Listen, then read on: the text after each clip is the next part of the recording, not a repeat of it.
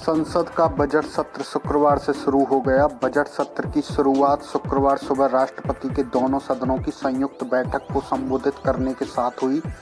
अपने अभिभाषण में राष्ट्रपति कोविंद ने कोरोना दौर में भारत के संघर्ष, गलवान में शहीद हुए जवान, आत्मनिर्भर भारत और गणतंत्र दिवस के दिन किसानों की ट्रैक्टर परेड के दौरान हुई हिंसा तक का जिक्र किया।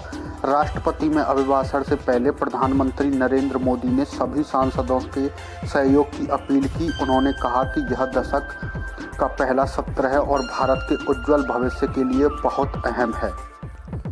वित्त मंत्री निर्मला सीतारमण ने शुक्रवार को संसद में आर्थिक समीक्षा पेश की। 1 अप्रैल 2021 को पेश किए जाने वाले बजट से पहले संसद के पलट पर रखी गई समीक्षा में अर्थव्यवस्था की स्थिति की विस्तार से जानकारी दी गई है। मुख्य आर्थिक सलाहकार कृष्णमूर्ति वेंकट सुब्रमण्यम की अगुवाई वाली टीम ने 2020 से 21 की आर्थिक समीक्षा तैयार की है। इसमें अर्थव्यवस्था के विभिन्न क्षेत्रों के बारे में जानकारी दिए जाने के साथ साथ आर्थिक वृद्धि को गति देने के लिए आगे किए जाने वाले सुधारों के बारे में सुझाव दिए गए हैं। कोरोना वायरस महामारी और उसकी रोकथाम के लिए लगाए गए लॉकडाउन से प्रभावित अर्थव्यवस्था में वित्त वर्ष 2021 से 22 में तेजी से पुनरुद्धार की उम्मीद है।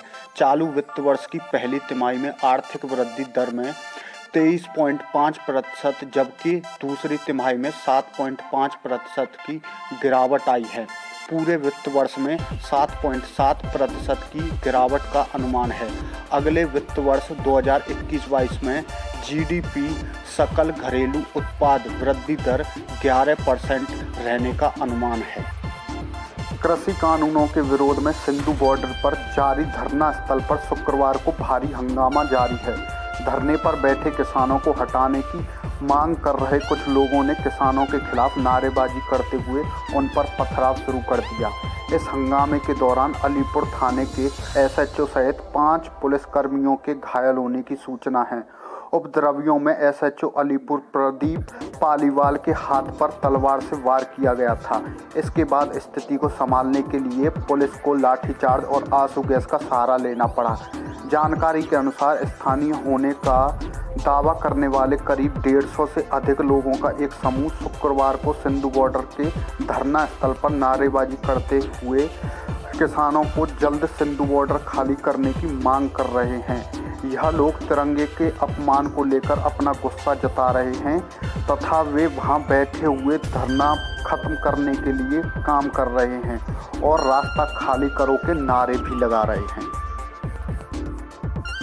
गणतंत्र दिवस के दिन किसानों की ट्रैक्टर परेड के दौरान लाल किले पर निशान साहब फहराने वाले 23 साल के जुगराज सिंह का अब तक कोई अता पता नहीं है। लेकिन किले पर झंडा फहराने के बाद कई बार जुगराज के घर पर पुलिस दबिश दे चुकी है मगर अब तक उसे सफलता हाथ नहीं लगी है। फिलहाल संभावित पुलिस एक्शन की डर से जुगराज के माता पिता घर छोड़कर भाग चुके हैं। उसके घर पर सिर्फ उसके बुजुर्ग दादा दादी हैं। खुद जुगराज भी अब भी घर तक नहीं लौटा है।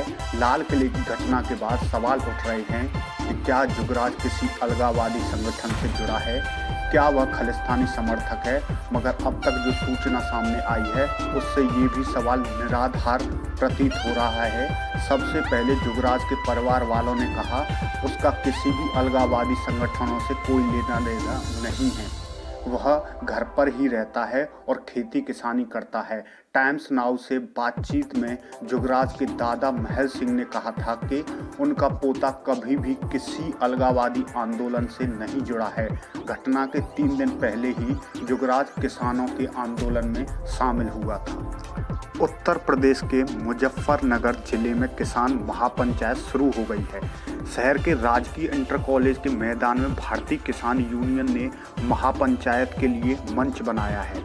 इसमें हिस्सा लेने के लिए बड़ी संख्या में किसान पहुंचे हैं। तीनों कृषि कानून को लेकर किसानों ने अब आर पार की लड़ाई का ऐलान कर दिया है।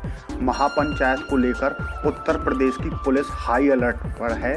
सुरक्षा के कड़े बंदोबस्त किए गए हैं। किसी भी स्थिति से निपटने के लिए प्रशासन ने पूरी तैयारी कर ली है। किसान ट्रैक्टर परेड के दौरान गणतंत्र दिवस के दिन दिल्ली में हुई हिंसा के बाद भारतीय किसान यूनियन ने आगे की रणनीति बनाने के लिए यह महापंचायत बुलाई है। नरेश टिकैत की अपील के बाद से ही बड़ी संख्या में किसानों का जत्था यहां पहुंचने लगा था। ट्रैक्टर पर भारत का तिरंगा और भाकियू का झंडा लगाए किसान राजकीय इंटर कॉलेज के मैदान में पहुंचे थे।